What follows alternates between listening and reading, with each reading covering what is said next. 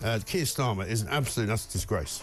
Good morning, Governor. Thank you for having me, because according to the Prime Minister of this once great nation, yes, I am clearly a far-right bandwagon jumper. Of course you are. Because for many, many years... Why Labour seems so reticent, frankly, to do anything. It's all very well for the Prime Minister to say, people don't want an inquiry, they want action. What action? I'll tell you what Labour want. They want no action and no inquiry. I've held deep concerns about these grooming rape gangs that have caused incredible harm and damage to young children. To thousands of young children. And I'll tell you why. You know why.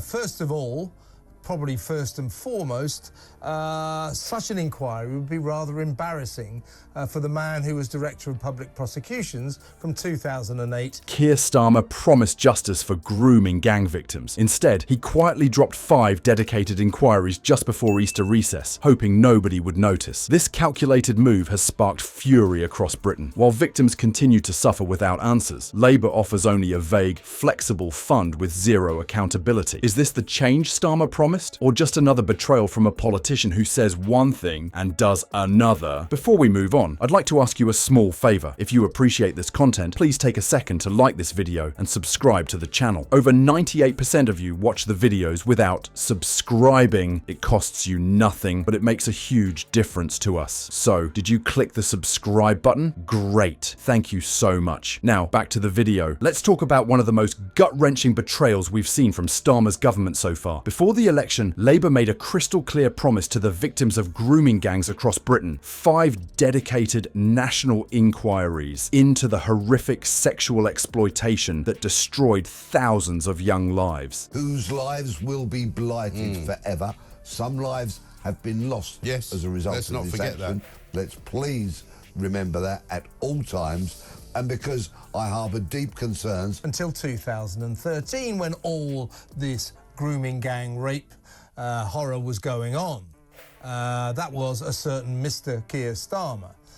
Now, he's been boasting. Like so many other millions of people in this country, that makes me, according to Starmer, a far-right bandwagon. He's actually been boasting. I was the man who green-lighted prosecutions for the grooming gang members. He did that in 2013, just as he was leaving.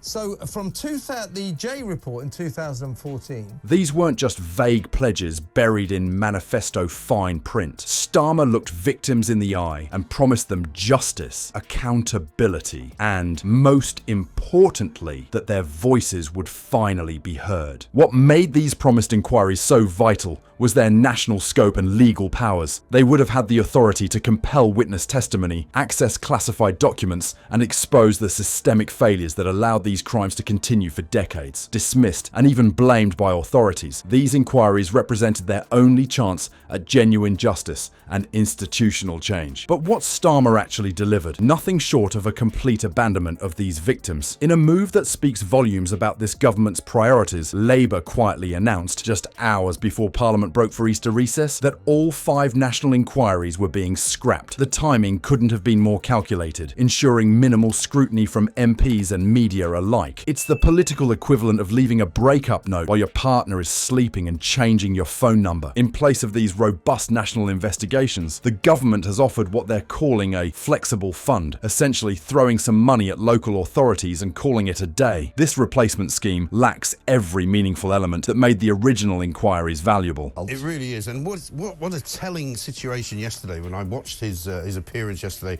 while he was supposedly going to be announcing these sort of revolutionary new manoeuvres for the NHS and how they're going to get rid of a load of... It revealed that grooming gang rapes, mass rapes, have been going on for at least 16 years. So that comes way into Starmer's tenure. They knew this was going on. He would then argue, well, I didn't find out until 2013. Wasteful appointments, and they're going to get people seen quicker, and they're going to get people fixed up quicker, none of which is basically going to happen at all. But he instead got caught in the weeds of this kind of obsession of his that anyone who criticises... Because in 2011, the Times newspaper splashed it all over the front page, big scandal story. everybody knew about it.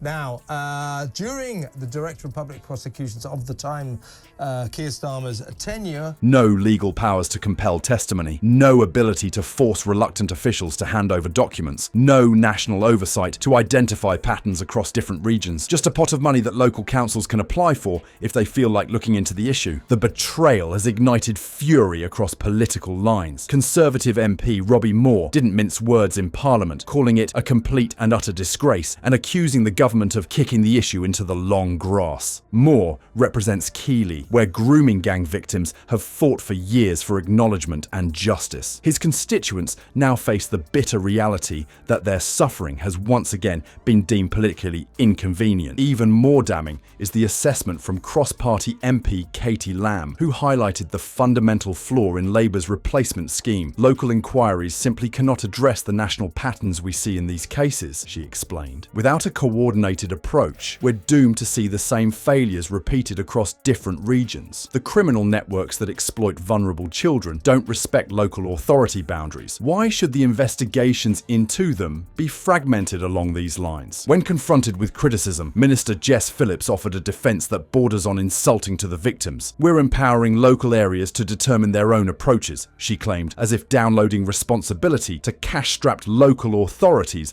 without proper powers or resources is somehow an improvement. Phillips's statement ignores the reality that many of these same local authorities were complicit in covering up these crimes in the first place. It's like asking the Fox to investigate missing chickens while providing neither the tools nor obligation to do so. Why would a government abandon such a morally clear commitment? Perhaps the most troubling explanation is also the simplest, because they never truly intended to fulfill it. What we might call another culture, particularly a Muslim culture, is somehow a maniacal Nazi. I mean, he might as well have said that. Well, let's remember what lies at the very heart of all this outrageous behaviour. No one was prosecuted.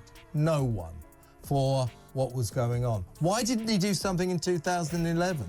Frankly, why didn't he do something a lot longer before that? Because everybody knew this was going on. For so long, it created so many victims, so much harm, so much damage to hundreds upon hundreds of families. So the reason Labour are very reticent about this whole issue, would love it to go away, is because it's it could be a real can of worms for this Prime Minister. And secondly, by the way... These inquiries would have exposed uncomfortable truths about institutional failures, cultural sensitivities that hampered investigations, and systematic neglect of predominantly working-class victims. All issues that powerful people would prefer remained buried. For the victims, this betrayal cuts deeper than most of us can imagine. These survivors have been silenced twice. First by their abusers, who exploited their vulnerability and threatened them into submission, and now by the very government that swore to be their champions. Many came forward at great personal cost, facing threats, community ostracism, and the trauma of reliving their experiences. They did so believing Starmer's promises